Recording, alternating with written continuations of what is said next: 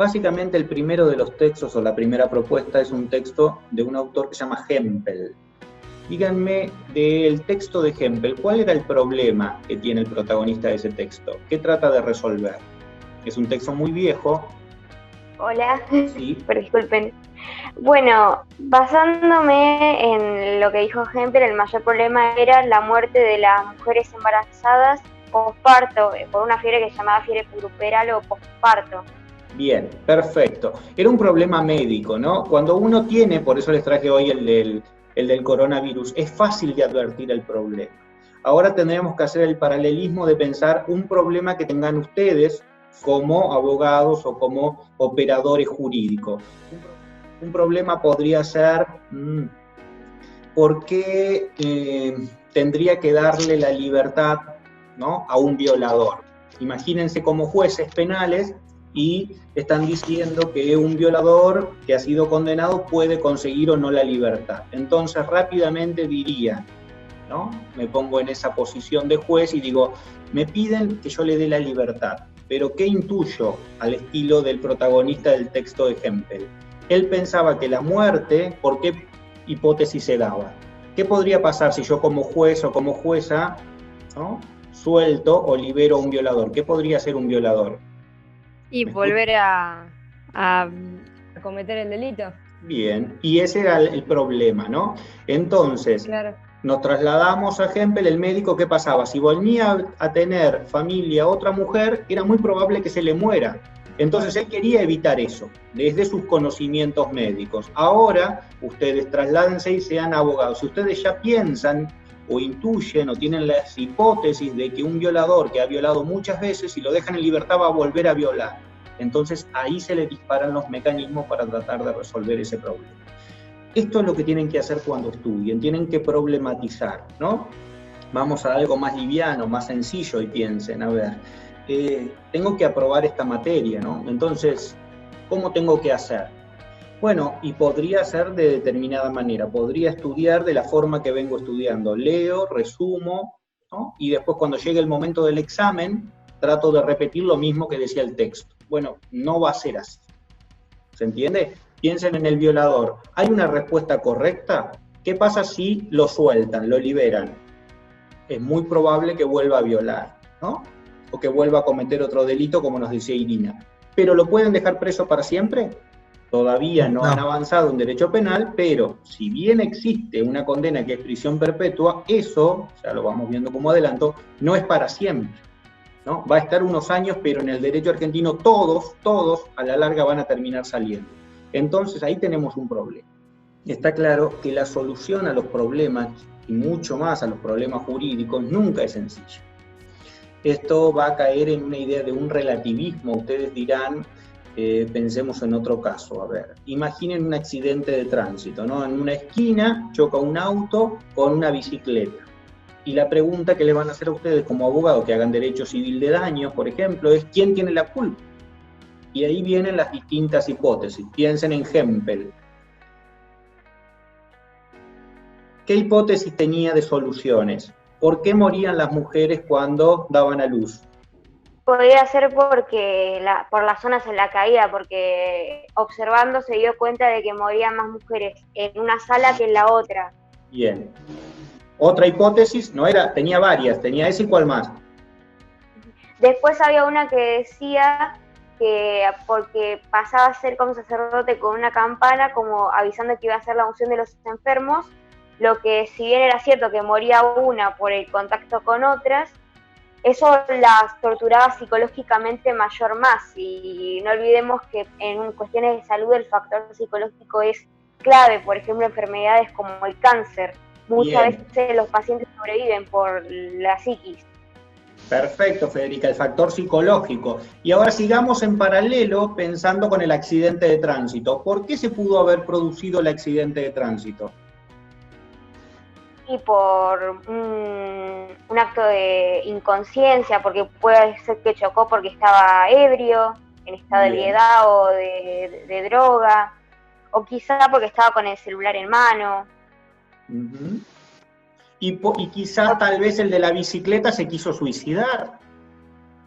También, ¿no? Entonces empezamos a pensar, miren esta situación, ante el mismo hecho, ¿cuál es el hecho? El que ustedes observan cuando llegan como abogados a esa situación. En una esquina hay un auto, ¿no?, que ha chocado una bicicleta y que ha matado a una persona. Hempel encontraba en su hospital, en su sala, mujeres que morían. Y frente a eso trataba de reconstruir esa realidad. Obviamente, es una tarea fundamental el tratar de entender lo que pasó. ¿Por qué? Porque imagínense que las consecuencias de eso es totalmente diferente que uno piense que el de la bicicleta era un suicida que se tiró adelante del auto, o que el que iba en auto iba en estado de ebriedad y a alta velocidad y lo mató, o hasta que tal vez se conocían y el del auto es un asesino que lo quiso matar con el auto. Ahí tenemos desde los tres extremos, ¿no? En el primer caso, que el ciclista se suicida, y mañana son jueces o abogados en ese caso, la investigación le llevará a decir que el chofer o el que manejaba el auto no cometió ningún delito. En el caso intermedio, en el que tal vez iba en estado de ebriedad o con alguna violación, algún reglamento y demás, tendrá una sanción administrativa, tal vez tendrá que pagar una indemnización. Pero si realmente en el último caso nuestra hipótesis es que lo quiso matar, ese caso será un caso penal y tendrá una condena de prisión, ¿no? Entonces, esto es lo importante de hacer un análisis científico de esa situación. Es indispensable que ustedes en cada uno de los casos que tengan realicen un análisis científico al estilo de Hempel. ¿Por qué pasó esto?, que pregunta Hempel, ¿no?, el médico que actúa en el personaje de Hempel. Yo tengo este hecho. Ustedes dirán, es muy fácil, es muy complejo, ¿no? Es muy complejo, ¿por qué? Porque los casos normalmente, sean civiles, penales o comerciales, tienen una conjunción de variables, otro de los temas que vamos a tomar, nunca va a terminar siendo blanco y negro. Es muy difícil, si por ejemplo una de las partes miente, descubrir en qué está mintiendo. ¿Por qué? Porque no tenemos forma o mecanismos, salvo algunas sospechas o intuición, para saber que esa situación es así. Entonces demanda en ustedes una preparación, ¿no? ¿Qué hacemos en el juzgado, ¿no? Uno tiene 100.000 causas en el juzgado, entonces yo digo siempre en broma o en serio, y a mí me mienten todo. ¿Por qué? Porque todas las mañanas todos los testigos de uno y los testigos de otro, uno dicen que era blanco y el otro dice que era negro, ¿no? Piensen ustedes si pueden hacer este ejercicio, por ejemplo, de recordar cuál fue la persona que vieron el día 1 de abril a la mañana, cómo iba vestida, cómo se llamaba, de dónde venía. Claro, y en un juicio, un testigo dice, yo vi a una chica el 24 de marzo del año 2017, o sea, hace 3 años, que me acuerdo que se llamaba Irina porque tenía una camisita. Si yo no me acuerdo a la persona que vi ayer, si mi ejercicio de memoria, si todo el mundo sabe que la memoria es bastante limitada, ¿cómo es posible que todos los testigos en un juicio, o lo que se llama la prueba testimonial, escriban o describan con un lujo de detalle algo que pasó hace años? Porque normalmente, como los procesos judiciales en Argentina tardan muchos años, las declaraciones de los testigos tardan muchos años. ¿Me siguen? Está claro que eso no es científico. Está claro que alguien está mintiendo, está claro que esa prueba puede estar manipulada, y está claro que están pasando cosas que nos van a llevar a conclusiones equivocadas. Entonces, empiezan a aparecer indicios, y recuerden en el texto de Hempel, como nos contaba Federica, y algunos pensaban que porque un cura pasaba, eso psicológicamente las afectaba. ¿Qué otra hipótesis había? ¿Piensan que las mujeres pueden morir por eso? ¿Porque un cura pase dando la extrema unción? Parece poco científico, ¿no? Igual Hempel lo tuvo que probar. ¿Qué otra hipótesis tenía? ¿Por qué morían las mujeres? Por la posición. Escuchen, o yo escuché alguna noticia que para protegerte del coronavirus había que acostarte boca abajo, ¿no? Lo de la posición en la que están los enfermos es recurrente el texto de Hempel tiene como 200 años, ¿no? Piensen si no han escuchado alguna vez con bebés que te dicen al bebé no lo acuestes para abajo, al bebé no lo acuestes boca arriba porque se ahoga, al bebé no lo pongas de costado. Están todas las teorías, ¿no? Es decir, lo cierto es que ninguna está demostrada que tenga efectos si algún bebé alguna vez ha muerto o no, que es lamentable, ¿no? O sea, ¿qué otra hipótesis tenía?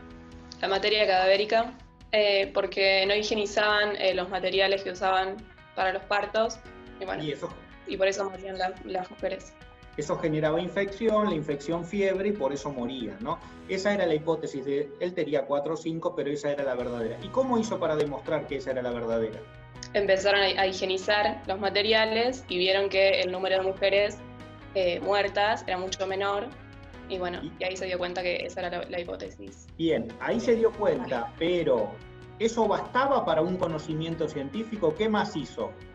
Para demostrarle a los demás que lo que él decía, y acá vamos a la etapa de la ciencia de la verificación. Él ya se había dado cuenta que era eso, pero aún seguían muriendo. Entonces él hizo una prueba terrible al final de su investigación para demostrar. ¿Qué hizo? Él hizo los pasos de todo científico. Tenía un problema, tiró varias hipótesis, recorrió los caminos, después lo vamos a estudiar cuando veamos método, de cada una de esas hipótesis, las fue descartando, aunque muchas ya no creía, como el cura, sacó la posición, encontró la de la infección por materia cadavérica, y se dio cuenta que era esa, pero tenía que dar otro paso más, y ese paso se llama verificación en ciencia, que es demostrarle a los demás que lo que yo pienso es correcto. Esto es muy importante porque como abogados, no basta que ustedes sepan que algo pasó así, o quién tiene razón. Ustedes normalmente van a saber quién dice la verdad, pero van a tener que hacer algo más, que es demostrarle a un juez, a un fiscal, a un tercero, que lo que ustedes ya saben ahora es verdad, ¿no? Se llama verificación, o en sentidos de otras corrientes norteamericanas, verificación o refutación o posibilidad de que lo que yo digo se sostiene.